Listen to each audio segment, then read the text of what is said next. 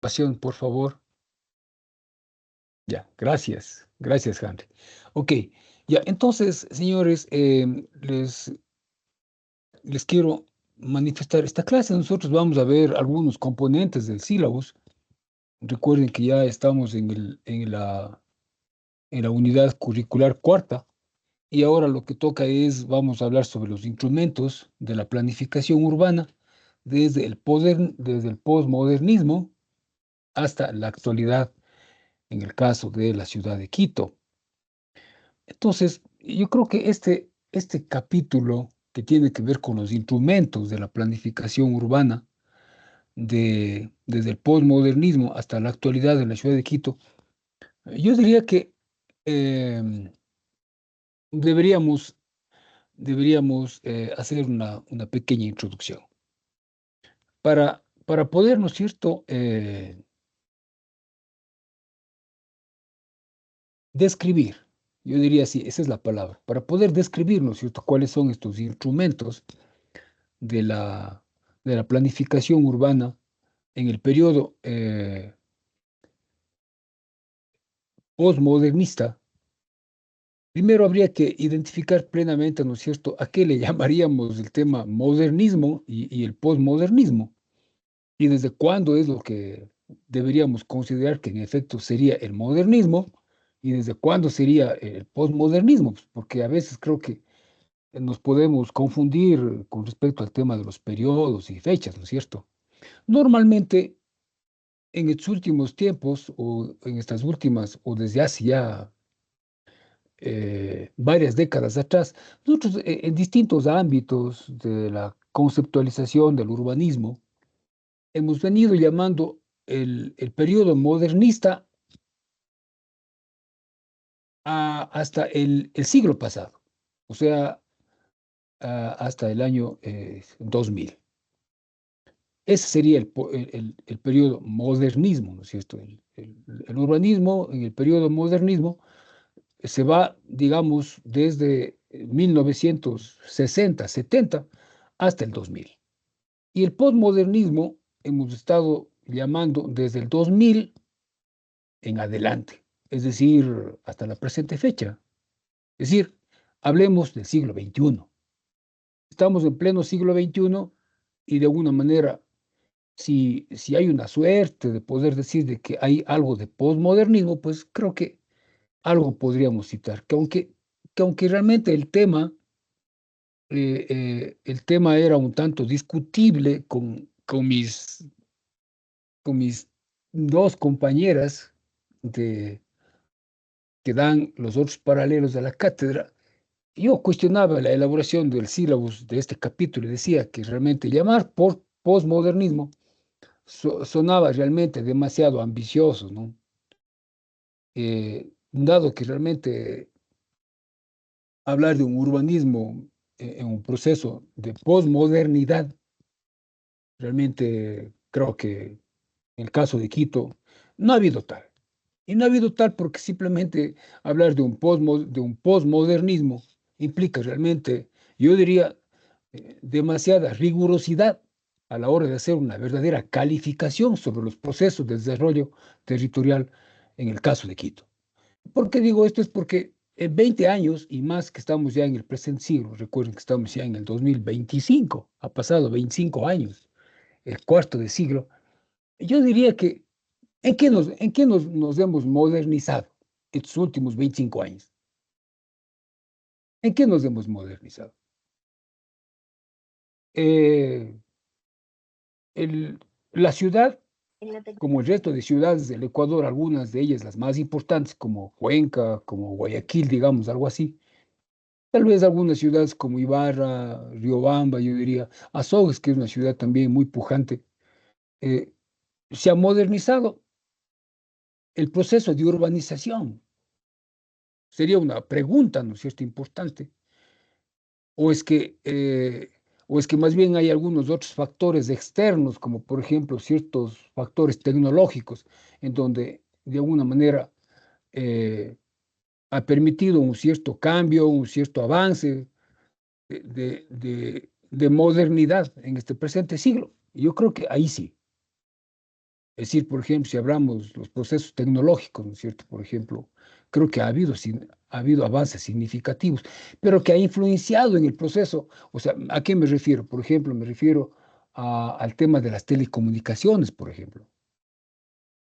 Yo creo que el tema de las telecomunicaciones es un ejemplo, sin lugar a dudas, en donde realmente ha habido un avance significativo en el presente siglo, en temas de comunicación, por supuesto. Pero, y que eso tenga que ver, ¿no es cierto?, con el proceso de urbanización, el proceso de desarrollo urbano mismo como tal de las ciudades, yo diría que muy poco, muy poco.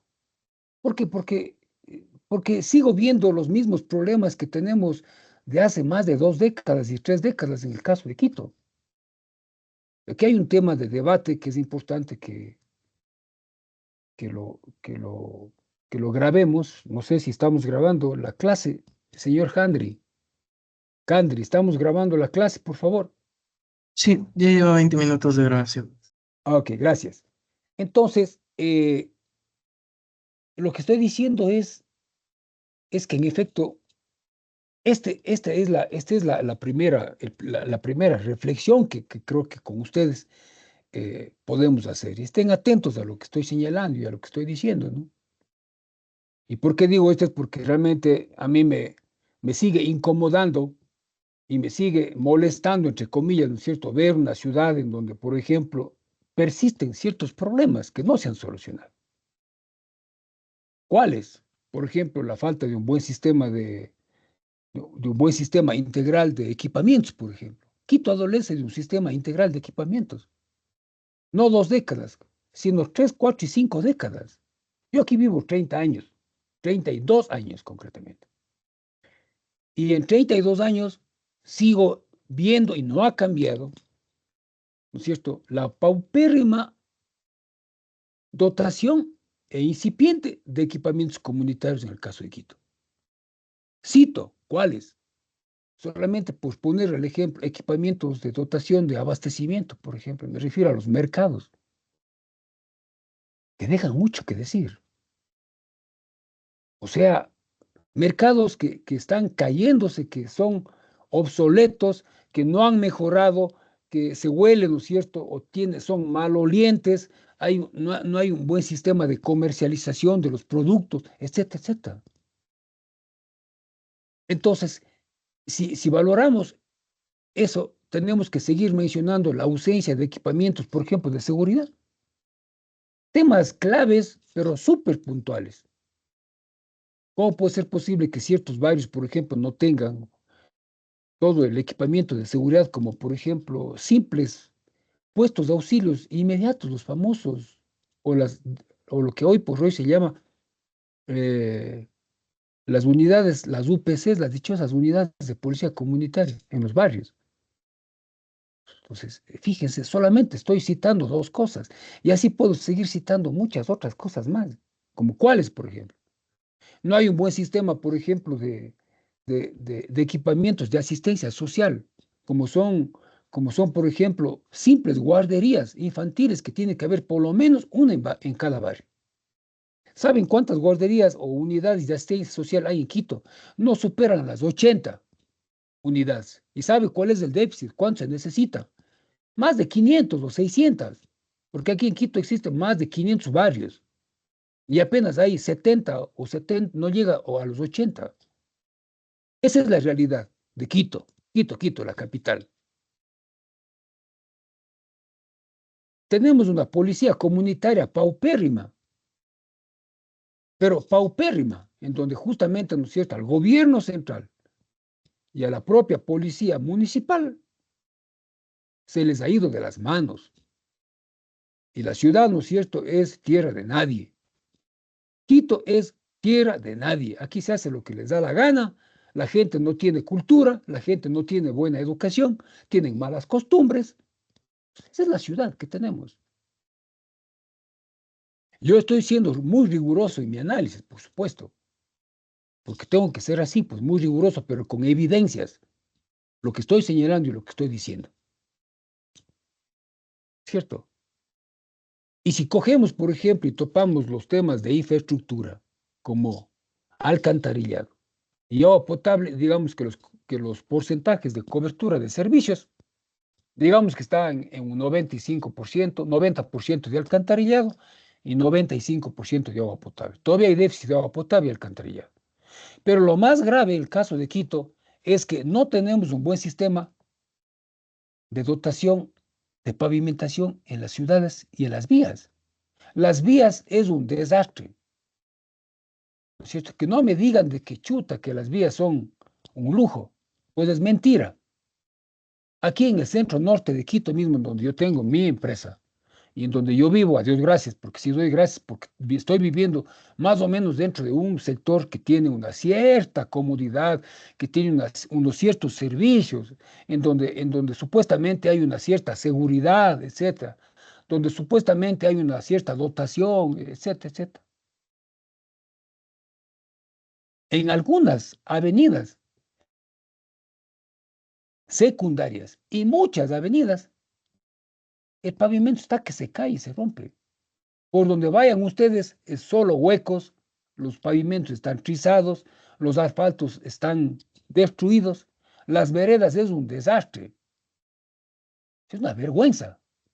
Ni siquiera hay buenos bordillos. Entonces, ese es el espacio público que tenemos. O sea, el espacio público que tenemos es de mala calidad. Así de simple. Y si sigo objetivamente haciendo mis observaciones, ustedes habrán visto que, por ejemplo, hay una cantidad de cientos y miles de alambres en las calles. Aquí falta proyectos de regeneración urbana. Yo vengo diciendo esto desde hace ya 20 años y estos inútiles del municipio no hacen absolutamente nada, porque son unos inútiles, son unos mediocres, no hacen nada. Todos se gastan, ¿no es cierto?, en gastos administrativos y es más, ni siquiera ejecutan presupuestos. Es una irresponsabilidad, es una mediocridad. ¿Cómo puede ser posible que en el presupuesto del 2024, para que ustedes tengan una idea, señores, de 1.100 millones de dólares, que es el presupuesto, apenas ejecutaron el 40%? Pues si eso hay que darles palo, hay que denunciarles, hay que mandarles a la cárcel por ineptos, hay que retirarles, ¿no es cierto?, la confianza que se les dio a estas dichosas nuevas autoridades que son ineptos. Ese es y estoy citando cifras. ¿Cómo puede ser posible que, que el, el presupuesto anual de seguridad que está sobre los 120 millones de dólares de seguridad ejecutaron apenas el 35%? Son unos miserables, mediocres. O sea, no ejecutaron más de 60 millones de dólares, pudiendo haber investido en más seguridad. Y claro, la ciudad está insegura y no se ha ejecutado el presupuesto. Eso significa ser mediocres, mediocres, con mayúsculas, ¿no es cierto? Y así yo podría seguir citando otros presupuestos de otras instituciones públicas, como por ejemplo el tema de obras públicas.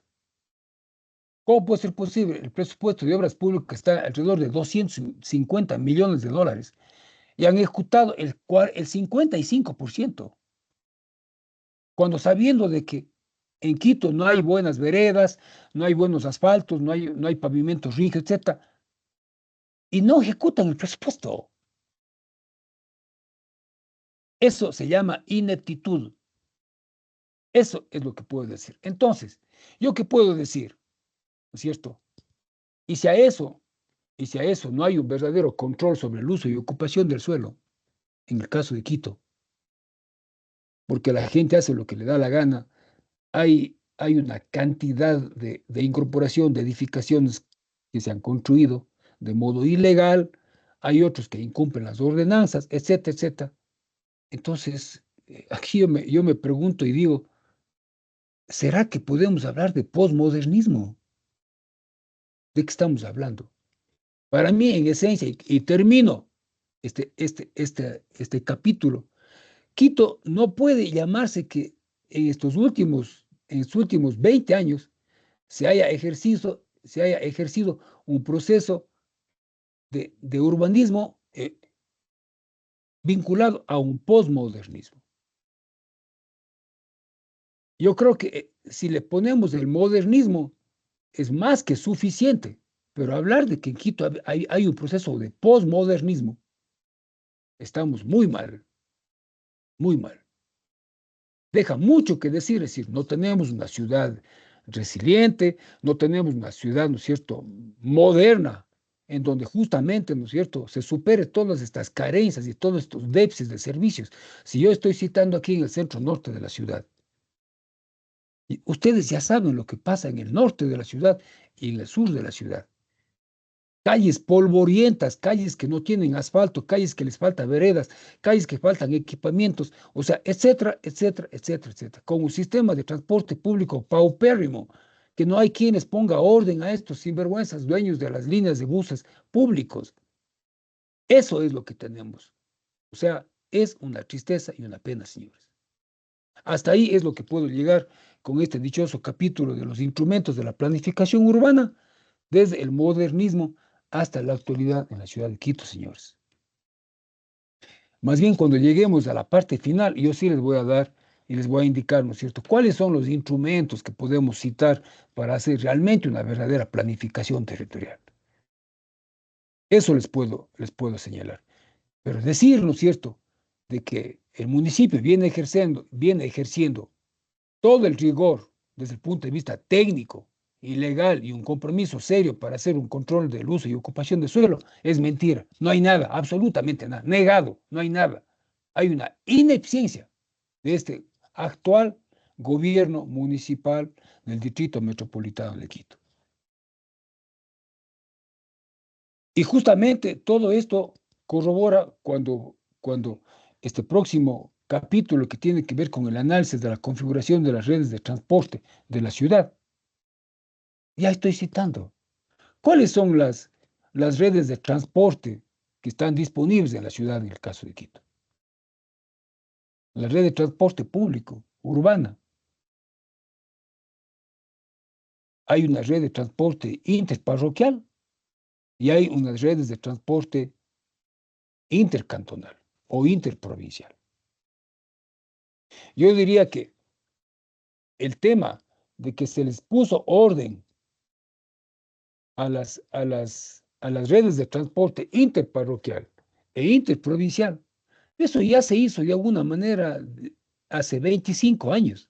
En la segunda gestión, hace 20 años, en la segunda gestión del Paco Moncayo, ahí se hicieron, ¿no es cierto?, yo diría unos cambios interesantes por el hecho de que en definitiva se creó en buena hora, con buen criterio técnico, ¿no es cierto?, dos terminales de transporte. Se construyó la terminal de transporte de Quitumbe, en el sur de la ciudad, y la terminal de transporte hacia el norte de la ciudad, ¿no es cierto?, en Carcelé. Yo creo que eso fue totalmente acertado. Y sobre todo, ¿no es cierto?, hubo, más bien yo diría, hubo una intervención realmente importante de prohibición de que de todo el tráfico pesado, ¿no es cierto?, se prohíba el ingreso a las áreas urbanas del Distrito Metropolitano de Quito. Y obviamente todo lo que es el tema de la ubicación de los parques industriales, eso también realmente creo que fue muy importante. Pero eso ya se hizo hace 20 años. ¿Y qué han hecho estos 20 años? Estas otras administraciones con respecto al tema del transporte para mejorar el sistema de transporte. ¿Qué han hecho? No han hecho nada, señores. Lo único que simplemente se hizo es una contratación del metro, que duró además, ¿no es cierto?, casi como 10 años para poner en funcionamiento, en donde también fraudulentamente se contrató con un, con un sobreprecio que nadie dice nada, a pesar que ya hubieron denuncias de un metro con sobreprecio, pero que lamentablemente, ¿no es cierto?, la débil auditoría de la Contraloría no ha logrado, ¿no es cierto?, destrabar y lamentablemente no ha logrado hasta ahora identificar, obviamente, ese sobreprecio que existió. Un metro que costaba, ¿no es cierto?, o estaba presupuestado en 1.500 millones de dólares, terminó costando 2.100 millones de dólares, o sea, 600 millones de dólares más. Y mal o bien se ejecutó, se puso en funcionamiento, y esta dichosa administración actual, por un tema estrictamente político, alargó y alargó, ¿no es cierto?, para poner en funcionamiento la única línea que tenemos de este rato hoy por hoy, la línea del metro. Y que lamentablemente también por un descuido técnico y por una falta de gestión adecuada entre, entre aproximadamente entre septiembre y diciembre, de modo inmediato, se tuvieron que hacer la contratación, ¿no es cierto?, para hacer el mantenimiento del metro. Y se manifestó y se dijo que se habían olvidado. ¿Cómo puede ser posible, ¿no es cierto?, de que una obra ciertamente importante, como fue el tema de lo del metro, se haya olvidado de contratar el mantenimiento? Ojalá no colapse, ¿no es cierto? Y ojalá de alguna manera siga persistiendo el tema del metro. Ojalá, ojalá. Pero como estoy diciendo, señores, es una obra que a la final ya estaba hecha. Ya vamos 1 año y medio, ¿no es cierto? ¿Y qué se ha hecho con respecto al tema del transporte? Ha pasado 2 años y medio, ya son 2 años y medio.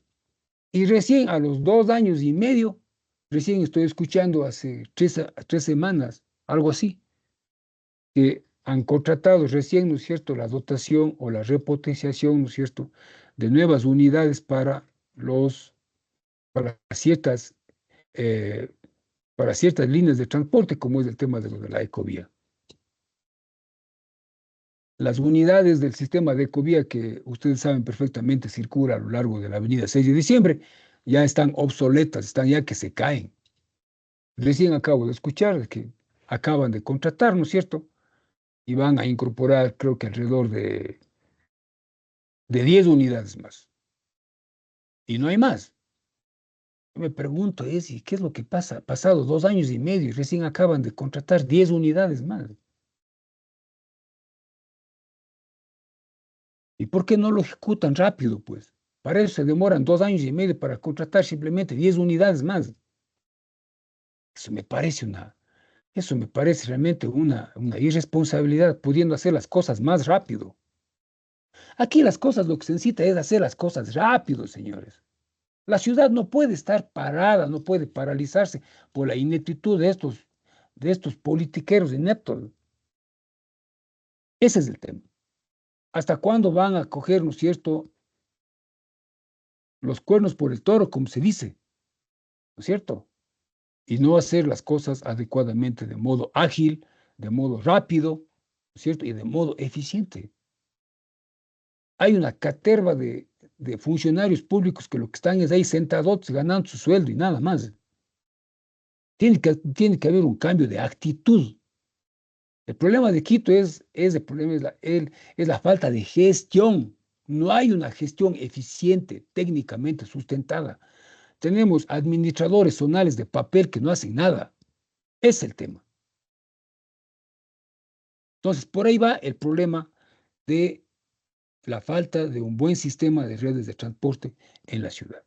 Mientras no les pongamos orden a estos buceros que hacen lo que les da la gana en las vías, el sistema de transporte seguirá siendo mediocre, en mi opinión.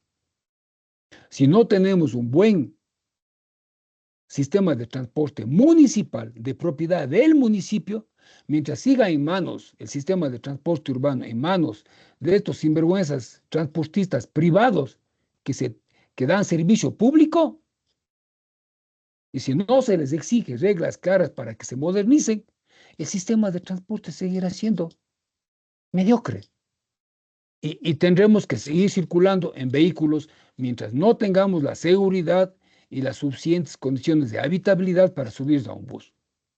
Porque en otras ciudades del mundo, señores, la gente deja de utilizar el automóvil privado y se sube a un transporte urbano público, pero porque tenemos una mejor calidad de servicio, pues, y son unidades mucho más eficientes.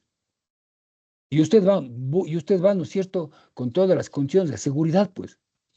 Si usted se va a Madrid, se va a Barcelona, se va, ¿no es cierto?, a Sevilla, o si visita algunas ciudades de Italia como Florencia, o se va a París, o a Frankfurt, etcétera, etcétera. Los países europeos, ustedes, créanme, los que han tenido oportunidad de viajar algún día y si no lo han hecho, tendrán la oportunidad de viajar, señores. Y ustedes se van a dar cuenta qué grande diferencia sustancial hay entre los países europeos versus a los países de América Latina.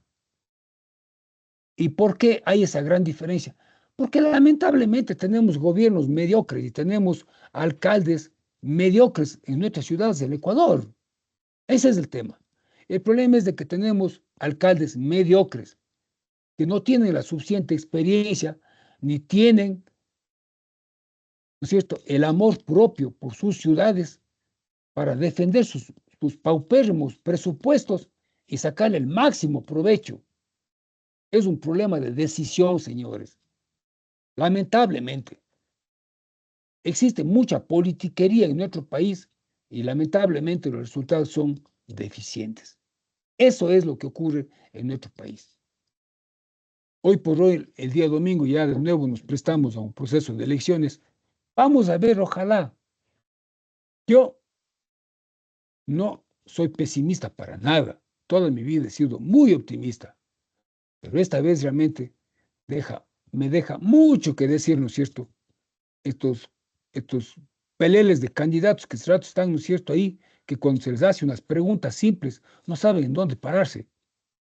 O simplemente titubean y no contestan las preguntas cuando se les pregunta cómo van a hacer, cómo van a solucionar los problemas. Hay una tarea de demagogos que simplemente lo que han dicho es de que, por ejemplo, van a bajar el IVA al 10%. Eso es irresponsable, porque el gobierno actual no le defiende, yo no soy novoísta, ¿eh?, pero el hecho de que se subió el IVA del 12 al 15%, hubo una razón de ser, porque no había plata, pues, y porque eso nos genera más recursos económicos y nos genera presupuesto para hacer obras, etcétera. Pero decir que ahora se va a bajar al 10% o menos, eso es una payasada, señores, porque la pregunta es, si tú bajas el IVA, ¿de dónde vas a sacar recursos económicos para los proyectos de inversión que se necesitan en nuestro país? Entonces, es simplemente, ¿no es cierto?, una chifladura, yo diría, ¿no es cierto? Hay una demagogia de ciertos candidatos y, como digo, ¿no es cierto?, no tienen la suficiente experiencia y no tienen la suficiente precisión para decir cómo van a solventar los problemas de este país. Mientras en lo económico, ¿no es cierto?, no se ponga mano dura, pero no para lastimar más a la gente, pero sí para decir, ¿no es cierto?, hay algunos candidatos que sí lo han dicho, hay que reconocer, en donde hay que poner mano dura, como por ejemplo, ¿qué cosa? Como por ejemplo el hecho de decir, ¿no es cierto?, de que se cobre realmente los impuestos a los que no han pagado, pues. Hay una deuda de casi 9.000 millones de dólares de una serie de empresarios sinvergüenzas que no han pagado impuestos y están debiendo al fisco, al SRI. ¿Por qué no cobra el SRI a tantos empresarios sinvergüenzas que no han pagado las deudas? ¿Por qué no cobran? 90 millones de dólares debía el padre del actual presidente. Y lo primero que hizo el sinvergüenza del actual presidente es, en uno de los primeros decretos, de que en definitiva, ¿no es cierto?, se condone las deudas. ¿Cómo así? ¿Qué poder tuvo este señor para determinar de que se condonen las deudas? Y entre esas estaba la deuda de Álvaro Noboa, 90 millones de dólares. Y ya está condonado, pues. ¿A ustedes les parece correcto eso, señores? 90 millones de dólares, por el amor de Dios. Y así a unos cuantos. y así a unos cuantos empresarios más. ¿Qué no les cobran? Es que yo no comprendo, no me cabe en mi cabeza. ¿Por qué un tipo que tiene un patrimonio de más de $1.000 millones no le cobran 90 millones de deuda que tiene con el SRI? Ese, solo ese hecho del sinvergüenza de Noboa, el actual, que en definitiva le mete la mano a los ecuatorianos, nos mete la mano y no le cobra la deuda a su padre, sinvergüenza, porque es un sinvergüenza, que no paga los impuestos, ahora pretende seguirse perpetrando en el poder. ¿Dónde está la lealtad? ¿Dónde está la sinceridad de los candidatos? Pues yo hago una crítica objetiva en ese sentido. ¿Por qué no cumple lo que él manifestó y expresó en campaña? ¿Qué manifestó en campaña el señor? En campaña el señor manifestó y dijo que iba a bajar las tasas de interés y que iba a bajar las tasas de las tarjetas de crédito. Y en la práctica, ¿qué ha hecho? No ha bajado nada. Esa es la verdadera realidad de los hechos, señores. Hay algunos candidatos politiqueros también, algunos de ellos que han expresado en esta vez de que se van a bajar las tasas de crédito, de que van a interferir, ¿no es cierto? O a, a determinar de que las tasas de interés bajen, al igual que las tasas de las tarjetas de crédito. Todo eso ofrece, pero la hora del té no lo hacen. ¿Cómo puede ser posible? Y estamos en dolarización. Ustedes saben, por ejemplo, cuál es la tasa de crédito que existe, por ejemplo, en Chile. Fíjese que las tasas de crédito de los chilenos en Chile, un préstamo bancario de tipo comercial, la tasa de interés es del 8%. 8%, tasa de interés comercial. Y aquí en dolarización tenemos el 14 y 16%, el doble. Y Chile no está dolarizado, nosotros estamos dolarizados. Fíjense ustedes.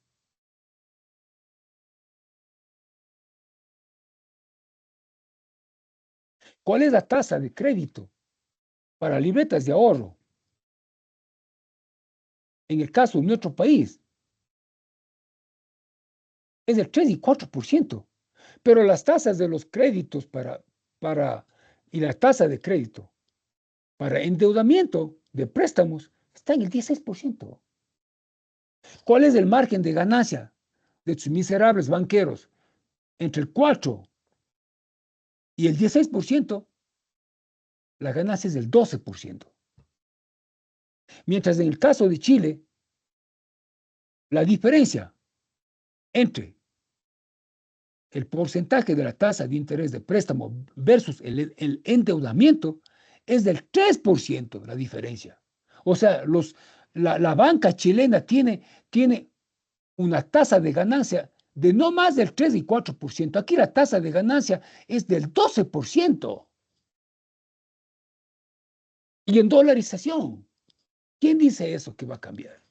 ¿Quién de los candidatos ha manifestado y ha dicho, yo voy a cambiar ese tema? Creo que hay algunos candidatos que sí lo han dicho, pero lamentablemente son candidatos que llegan, creo que trato, según las tasas, 1%, 2%, no llegan ni al 2,5% y no van a alcanzar más. Entonces, señores, estamos frente a un gobierno nefasto, como es el actual, y a otro posible que llegue a segunda vuelta de un gobierno narco, de narcotráfico y con un gobierno corrupto como fue el correísmo. ¿Qué opciones tenemos para el Ecuador? Terrible, señores. Ni el uno ni el otro. No hay opciones. Y lamentablemente, ¿no es cierto?, los ecuatorianos no nos damos cuenta de que, en efecto, estamos frente a un panorama muy crítico, en mi opinión personal. que no sabemos a quién elegir.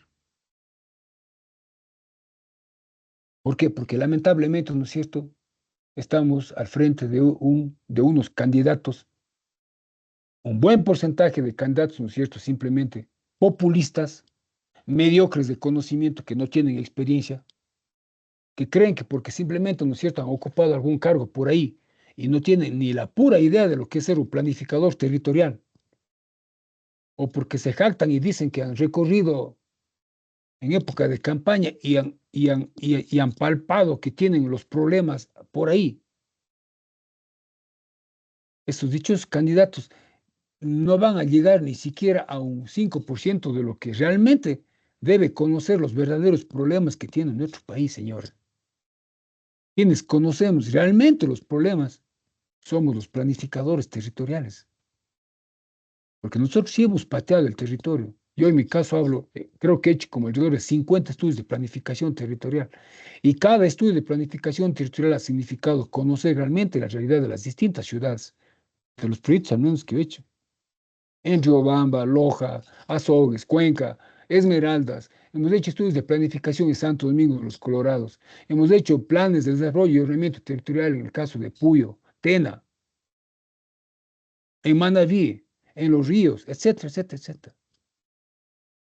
Nosotros los urbanistas, en mi caso, con casi cerca de 40 años de profesión, conozco mucho el Ecuador y conozco muchísimos los problemas de las ciudades. Y en el caso de Quito, por supuesto, que lo conozco muchísimo más que muchísima gente, que los mismos quiteños, por supuesto. Yo fui director de Avalús de Catacho, municipio de Quito, en la época del Paco Moncayo, en la primera administración, sí, porque él me buscó, yo no buscaba un cargo público, él me buscó y le apoyé, etcétera. Por cierto, ni siquiera yo terminé el primer periodo con él, porque me di cuenta también que Paco Moncayo era muy vivo y muy autoritario. Cuando recuerdo, me dijo a mí, arquitecto, no se preocupe, o sea, ¿por qué va a estar preocupándose de que aquí, ¿no es cierto?, incrementemos los avalúos de suelo y de los avalúos de la edificación? Lo que importa es de que simplemente tengamos más recursos económicos y cobremos más impuestos. No importa que los avalúos no estén bien hechos. Le dije, ¿qué le pasa, señor? ¿Qué pasa, general? Yo no voy a admitir ni voy a permitir de que usted incremente los impuestos sobre una base tecnológica que está mal hecho. Esto hay que hacer un nuevo catastro. Hay Fíjese que yo identifiqué cuando fui director de avalúos de catastros alrededor de 45.000 predios que no pagaban impuesto al predio urbano y 25.000 predios rurales. En ese entonces Quito tenía 600.000 predios. Y yo detecté que más de 45.000 predios no estaban registrados en la base de datos y por lo tanto no venían pagando impuesto al predio urbano más de 20 años, lo cual eso era un perjuicio para la municipalidad. Cuando yo le di esos reportes, se admiró y se asustó, dijo, no me diga arquitecto Pauta. Dije, claro, por supuesto, mire, vea, acabo de hacer una encuesta de una base de datos de 4.000 predios y me salen estos resultados. Y se admiró.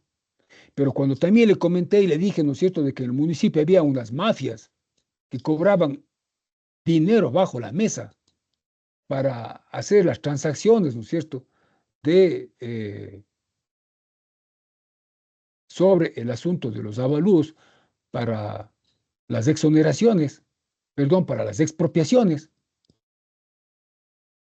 Me di también con la piedra en los dientes, entre comillas, pero tuve que sacar mucha fortaleza.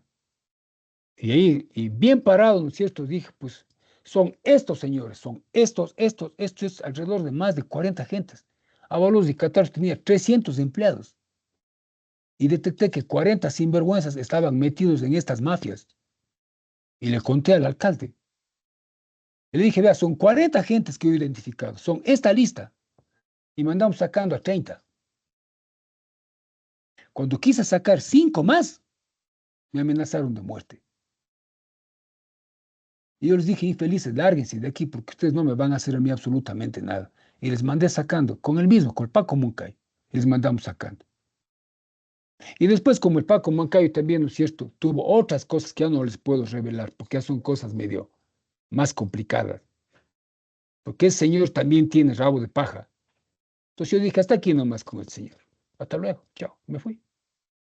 Oh, ¿cómo va, arquitecto Pauta? ¿Cómo va a renunciar al cargo? No, le dije, yo me voy. Y me fui. No aguanté todo el periodo de 4 años. Y eso hay que hacer, señores. Cuando se tiene dignidad y cuando se tiene hombría y cuando uno cuida su apellido sobre todo, hay que renunciar. Es decir, hasta aquí nomás, señor, chao, hasta luego. Y me fui. Y Dios sabe lo que hace las cosas, regresé a mi empresa. Y en 20 años continúo en mi empresa. Y sigo trabajando. Y tengo muchos proyectos aquí. Y me siento más feliz y tranquilo. Y honrado y con las manos limpias y punto. Pero sí me duele. ¿Me duele qué? Ver a Quito, desde mi punto de vista, desde mi lógica, que Quito es una ciudad común y corriente, normal, que tiene muchos problemas, que tiene muchos conflictos y que no están solucionados por la culpa de unos cuantos miserables mediocres que siguen ahí enquistados en el poder y no hacen absolutamente nada. Ese es el tema. Siguiente capítulo. Análisis de la configuración de los equipamientos comunitarios de la ciudad. Ya hemos hablado, señores, sobre el tema de equipamientos. Estoy diciendo, la ciudad presenta déficits de equipamientos urbanos. Están en pésimo estado. No hay polideportivos que tiene que haber como norma en cada barrio. Apenas hay 2 canchas polvorientas ahí, ¿no es cierto? Y a lo mejor hay un pequeño parque infantil en cada barrio. Y muchos de ellos ni siquiera están en buen estado. Les falta mejoramiento, etcétera, etcétera. Esos son los equipamientos que tenemos. ¿Acaso algún barrio tiene un buen sistema de equipamientos, como por ejemplo, como dicen las normas? Todos los barrios, las normas internacionales, como en el caso, por ejemplo, de las ciudades europeas, ustedes van a España, por ejemplo, todos los barrios tienen un polideportivo. ¿Y sabe qué tiene el polideportivo? ¿Verdad? Tienen 2 canchas de básquet, una cancha de uso múltiple, tiene un gimnasio y tiene una piscina de agua temperada. Ese es un polideportivo. Y eso tiene cada barrio en el caso de las ciudades españolas. Eso es. ¿Y aquí qué tenemos? Aquí tenemos a lo mejor una cancha de uso múltiple, de lastre o de tierra, y a lo mejor tenemos ahí una cancha de básquet y un pequeño parque infantil ahí de niños, y se acabó. Y a lo mejor, ¿no es cierto?, amurallado, con malla. Ese es el dichoso parque infantil de los barrios, aquí en Quito, en los barrios del norte y en los barrios del sur. El centro norte tiene, yo diría, el mejor equipamiento, el Parque La Carolina, y está bien. Pero ¿y el resto de barrios? ¿Por qué no tenemos, ¿no es cierto?, otro parque de la Carolina en el norte y por qué no tenemos así un parque de la Carolina en el sur, por ejemplo? ¿Por qué? Porque aquí hay una distinción en función de los estratos sociales. ¿Qué tiene la gente pobre que no pueda tener un buen parque como tienen aquí la gente que tiene recursos económicos medios y altos? ¿Por qué no tiene la gente de bajos recursos económicos? Porque son pobres. Por eso tienen que acostumbrarse a tener cosas de pobres. Están equivocados estos sinvergüenzas que están ahí sentados de concejales y estos dichosos alcaldes que llegan a la municipalidad, señores. No tienen amor propio por su ciudad. Es lo que pasa. No hay una verdadera distribución de los recursos económicos. Tiene que haber equidad social. Tiene que realmente democratizarse la dotación de los servicios. Mientras no exista una verdadera democratización de la distribución de los recursos, nuestra ciudad seguirá siendo inequitativa. Hay distinción de clases sociales marcadas en el caso de Quito. Y esa distinción de clases sociales en otras ciudades, como Cuenca, por ejemplo, no es tan marcado. Ustedes si van a Cuenca, ustedes van a ver en todos los barrios de alguna manera tienen buenos equipamientos, pero toda la ciudad, pues. ¿Acaso está solamente en el centro de la ciudad los mejores equipamientos? No es así. Ni en los mejores barrios tienen solo los mejores equipamientos. No es así. Vayan a Cuenca y van a ver. Todos los barrios tienen más o menos los mismos equipamientos. ¿Por qué? Porque ahí hay un verdadero modelo óptimo de planificación territorial. Ese modelo óptimo de planificación territorial está relacionado con el hecho de dividir a la ciudad en barrios y parroquias, unidades territoriales homogéneas. Unidades territoriales homogéneas, barrios y parroquias. Y todos los barrios que tienen unidades territoriales similares en superficie son las que realmente deben tener los mismos derechos, independientemente de los que vivan, ricos, pobres, blancos, negros, mestizos, lo que sea. Pero todos los barrios deben tener los mismos equipamientos. Punto, así es. Eso es una verdadera democratización. Aquí en Quito no hay una verdadera democratización sobre la distribución de los recursos ni de la riqueza. Eso es lo que tiene que entender la gente. Algún día vamos a tomarnos ese dichoso municipio. Si estoy con ganas, les cuento, todavía me siento joven y creo que podemos ir realmente al rescate del municipio de Quito en las próximas elecciones. Seguiremos conversando, señores. Todavía me siento joven como para un rato, ¿no es cierto?, captar, pero para realmente demostrar cómo tiene que manejarse un municipio. Creo que con este discurso sí puedo calar, y calar bastante bien, porque creo que cuando el discurso es tranquilo, ¿no es cierto?, claro, pero con mucha vehemencia, yo creo que la ciudad sí va a escuchar y sí va a saber distinguir quiénes son los verdaderos candidatos que realmente tienen mucha experiencia técnica y que tienen buenos sentimientos para cambiar las cosas. Y no robar, sobre todo. No robar. Es el tema. Ya basta de la corrupción, porque estamos hartos y fastidiados, ¿no es cierto?, de escuchar todos los días, ¿no es cierto?, actos de corrupción. Ese es el tema. Y que identifiquen quiénes somos las personas que realmente, ¿no es cierto?, tenemos las manos limpias. Ahí están las hojas de vida, que averigüen, etcétera. Ese es el tema. ¿De acuerdo? El análisis de la configuración de los servicios de infraestructura en la ciudad. ¿Cuáles son los servicios de infraestructura en una ciudad?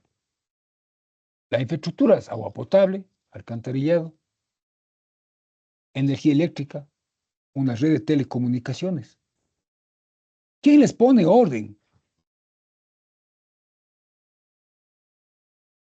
a todas estas empresas, ¿no es cierto?, que lo que han hecho es han jodido, ¿no es cierto?, con todos esos tallarines, ¿no es cierto?, como TV Cable, como Aerocable, o todas las redes de estas empresas sinvergüenzas que se han enriquecido utilizando la infraestructura construida de la ciudad. ¿Al cambio de qué? De nada. De nada. Por ejemplo, estos sinvergüenzas de TV Cable. ¿Cómo es eso, no es cierto?, de que utilizan la infraestructura que es de la ciudad, de la empresa eléctrica, y utilizan los postes para atender las redes de TV Cable?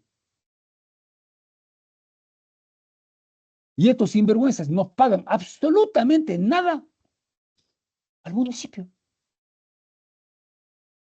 Y estos imbéciles, inútiles de la empresa eléctrica, que no se dan cuenta y decir un ratito, señores, ustedes no pueden coger y utilizar nuestra infraestructura como son los postes, que es de la empresa eléctrica, y ustedes, ¿no es cierto?, cogen y tienen 4 alambres para dotar de servicio de TV Cable. Y además de que ellos embolsican el dinero, lo que están es afectando justamente, ¿no es cierto?, el espacio público, pues, porque el espacio público está totalmente deteriorado por la culpa de estos sinvergüenzas. Entonces, alguien tiene que tomar la posta y decirles, a ver, un ratito, señores, hasta aquí nomás llegó la alegría. Y ahora sí, a partir de aquí, ¿no es cierto?, cambia las reglas de juego. ¿Y cómo se cambian las reglas de juego? Responsabilizando adecuadamente, ¿no es cierto?, distribuyendo las responsabilidades. Porque el tema de cuando hacemos proyectos de regeneración urbana, que yo sí he hecho aquí en mi empresa, y he hecho en varias ciudades del Ecuador, en el modelo de gestión, si dejamos diciendo aquí hay una corresponsabilidad en los proyectos de regeneración. El municipio, si gasta el municipio, si invierte los recursos económicos para hacer proyectos de regeneración, a la hora que tú tiendes el cable, ¿no es cierto?, ese rato tú le cobras a la empresa que quiere meter el alambre bajo la tierra para dar servicio, ¿no es cierto?, de televisión. Muy bien, tú me metes el cable, pero tienes que pagarme lo que me costó a mí, ¿no es cierto?, la obra de infraestructura física. Y me vas pagando por abonado, y con un registro catastral adecuado. Así tiene que ser. Y también, sobre todo, tienes que interferir en el costo que cobran estas empresas. Ese es el tema. Entonces, señores, para hacer eso, se necesita casi digo huevos, o diré mismo más bien, ya, se necesita ser bien plantado para meterte en broncas con las empresas y mandarles a la punta su cuerno. Así de simple. Se necesita tener mucha firmeza y decirles, señores, a ver, ustedes aquí no van a hacer lo que les da la gana. A partir de aquí, ¿no es cierto?, vamos a hacer así, así, así, así, ¿no es cierto? Pero van pagando aquí los recursos económicos. Sí está claro, señores. Y me disculpan las mujeres si me escucharon mi lenguaje. Ciertamente que sí. No importa. Pues que hay que actuar así. Ustedes son el futuro, ¿no es cierto?, del desarrollo de esta ciudad y de las ciudades en donde ustedes vivan. Porque cuando se gradúen de arquitectos, ¿no es cierto?, lleven este lema, señores y señoritas, señores estudiantes. Tienen que tener actitud para reivindicar cosas y no ser cualquier ciudadano. Tienen que aprender a reivindicar las cosas y a exigir. Y al mismo tiempo también comprometerse, ¿no es cierto?, a ser ¿qué? Buenos profesionales. Eso es lo que les invito a que ustedes sean a futuro. Porque después de nosotros que estamos en la recta final, el futuro es de ustedes, señores. Yo ya pasé ya cerca de 40 años, voy a cumplir 40 años de vida profesional. Y me queda en la recta final unos años más de ejercicio profesional.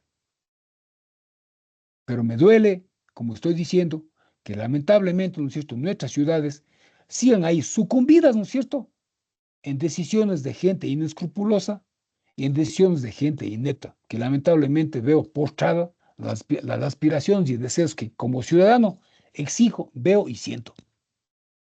Y me duele. Me molesta ver los alambres, me molesta ver, ¿no es cierto?, las calles en las que transito, etcétera, etcétera. Porque me importa, porque si no me importaría, dijera, allá, es problema de cada quien, ¿no es cierto? Pero no es así.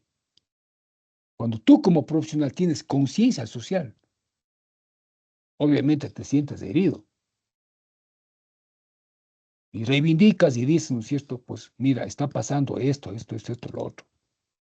Entonces mi propósito y mi anhelo es, primero, desnudar y hacerles conocer lo que está pasando. Y sobre todo comprometernos en su momento oportuno por el cambio. Exigir, no cruzarse de brazos.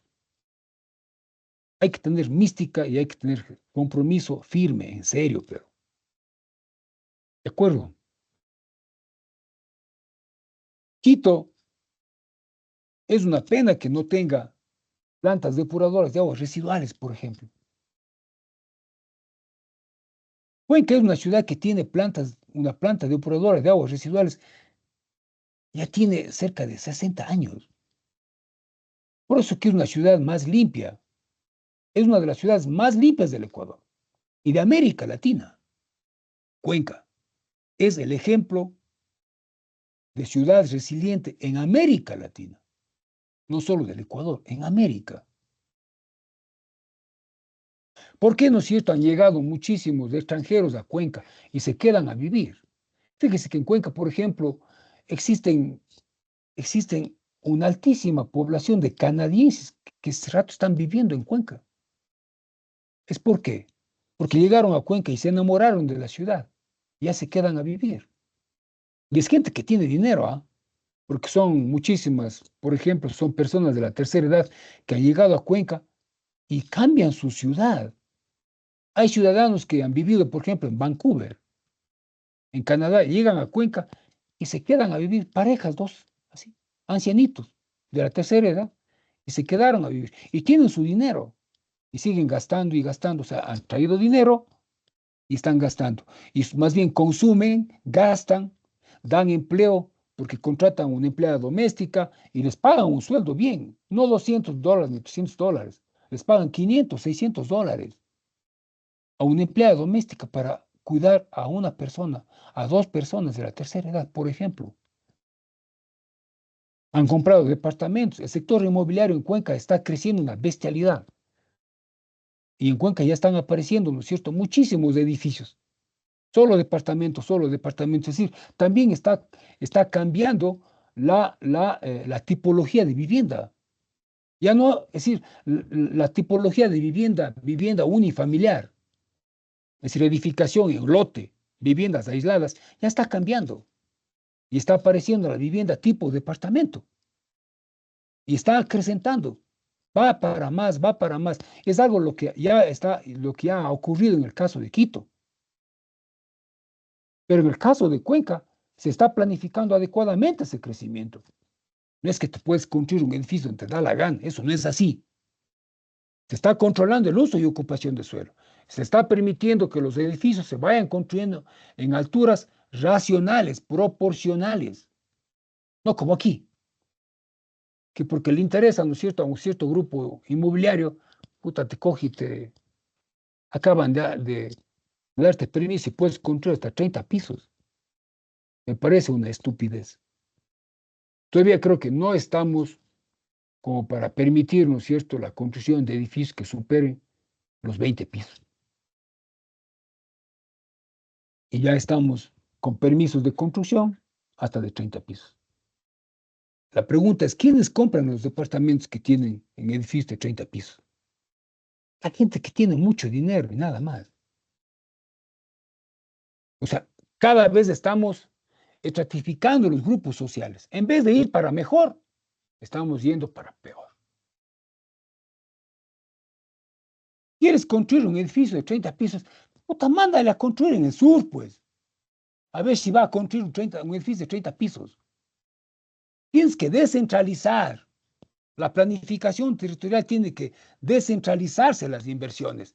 Si ya tienes un centro norte que está ya totalmente copado por buenos servicios, entre comillas, porque buen servicio tiene más o menos, pero donde tienes ya una lógica de edificios, que tienes ya acumulado el capital, también descentraliza, pues, y crea nuevos centros de atracción para la inversión.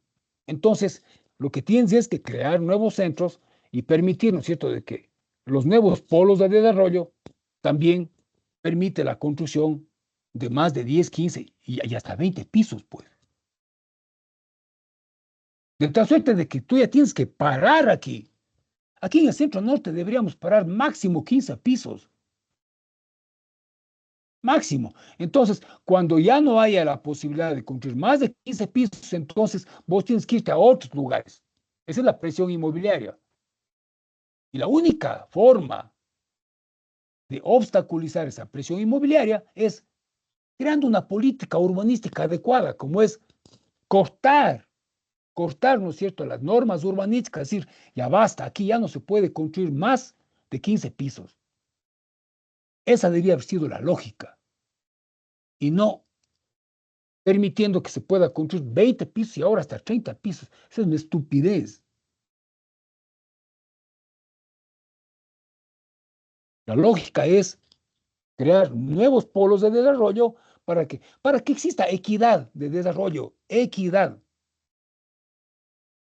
Estos inútiles que están ahí sentadotes en el municipio, en la Secretaría de Ordenamiento Territorial, y que ahora acaban de hacer, ¿no es cierto?, la actualización del PUCS, acaban de subir a 30 pisos.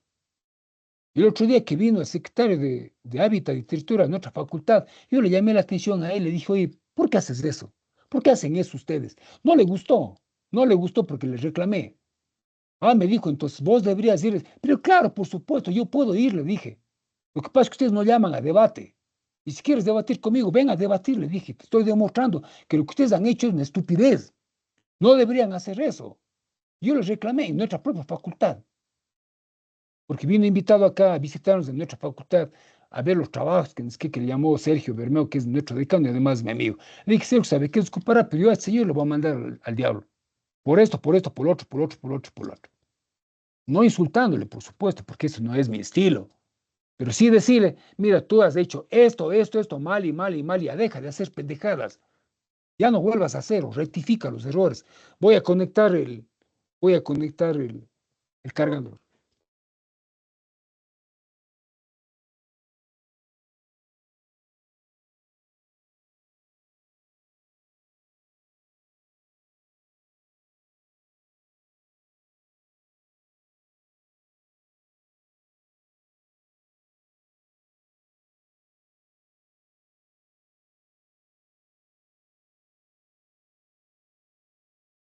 Señor Marín, estamos en grabación, ¿no?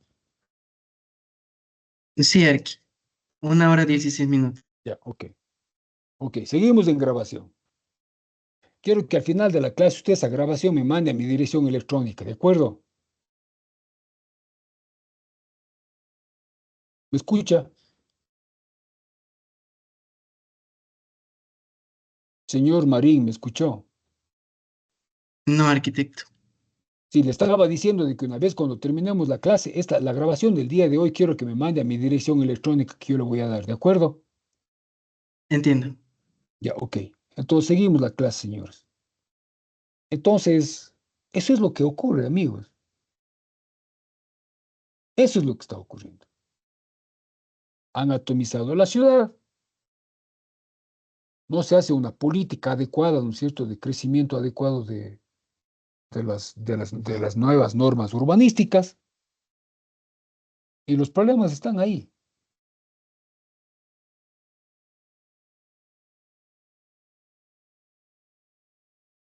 Creo que definitivamente eh, no hay un verdadero compromiso serio, créanme, en plantear una política adecuada, ¿no es cierto?, para, para generar, ¿no es cierto?, un- plantear realmente un modelo óptimo de planificación territorial. Y, y los déficits y la falta justamente, ¿no es cierto?, de ese amor propio por la ciudad está ahí. Hay una debilidad. Y como les digo, mientras no exista, ¿no es cierto?, ese verdadero compromiso con las clases sociales más desposeídas, ¿no es cierto?, las cosas no va a cambiar. Hay enriquecimientos ilícitos, ¿no es cierto?, entre los propios concejales, etcétera, y, y las propias empresas municipales, etcétera. Entonces, el problema está ahí. Hay muchos intereses creados. Es difícil tratar de controlar, pero no imposible. Todo es posible hacer. Lo que existe, lo que debe existir es, ¿no es cierto?, un compromiso serio con la gente que estás trabajando. Porque las cosas a mí, por ejemplo, en mi corporación me funcionan y me han funcionado excelentemente bien. 25 años tiene mi corporación. Yo constituí en el año 2000 Codurban y estamos en el 2025, son 25 años. Y hemos hecho, creo que, no sé, más de 200 proyectos. Y aquí hago estudios de agua potable, alcantarillado, temas de energía eléctrica, hacemos proyectos de arquitectura, proyectos urbanísticos, proyectos de regeneración urbana, sistemas catastrales urbanos multifinalitarios, hacemos proyectos de, de restauración, proyectos de rehabilitación urbana, proyectos de fiscalización de obras. Visítenme la página web de nuestra corporación y ustedes pueden ver. La, la página web de Codurban es www.codurban.com.es. Esa es la página web de Codurban. Les repito, www.codurban, C-O-D-U-R, B grande, am.com.es.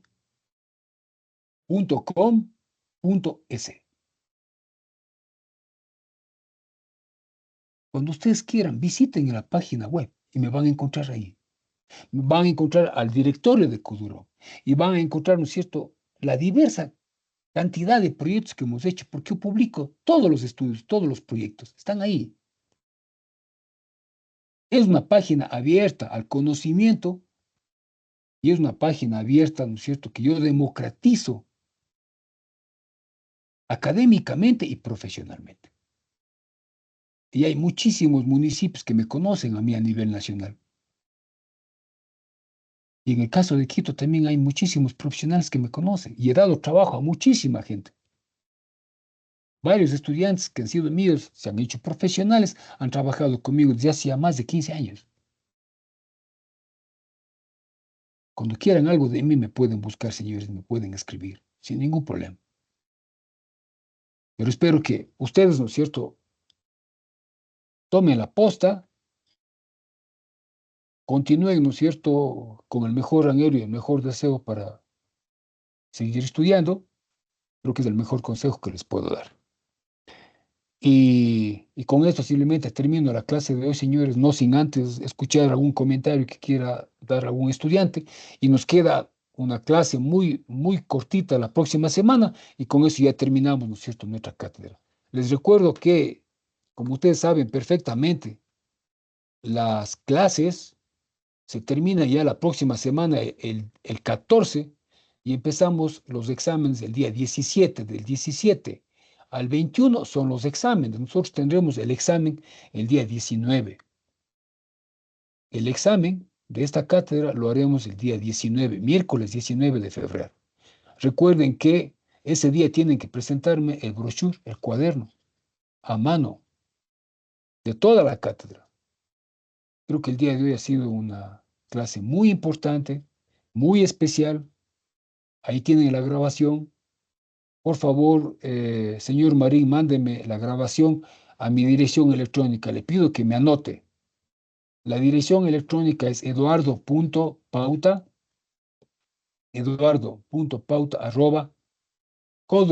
la misma palabra que ya le dije antes, ¿no? codurban.com.es. ¿Se anotó, señor Marín? Sí, arquitecto. Repítame la dirección electrónica.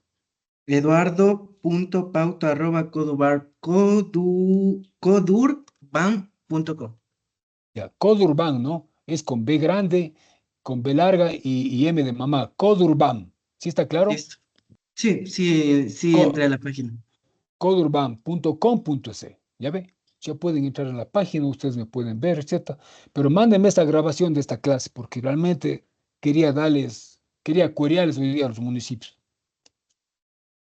Y ese es mi estilo, por supuesto. Me manda la grabación, por favor, sí. Señores, entonces, no sé si alguien quiere hacer algún comentario de esta clase, pues les doy unos minutitos más, por favor, sí. Creo que estamos 29 estudiantes.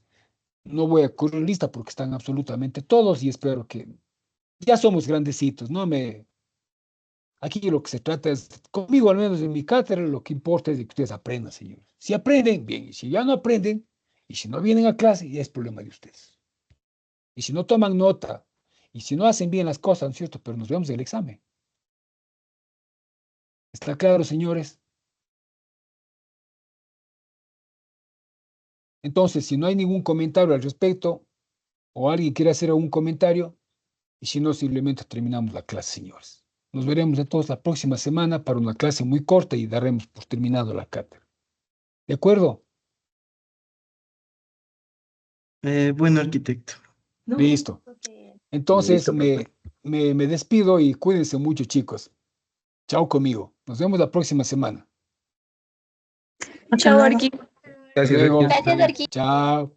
Nos vemos. Chao, Arqui. Chao. Chao.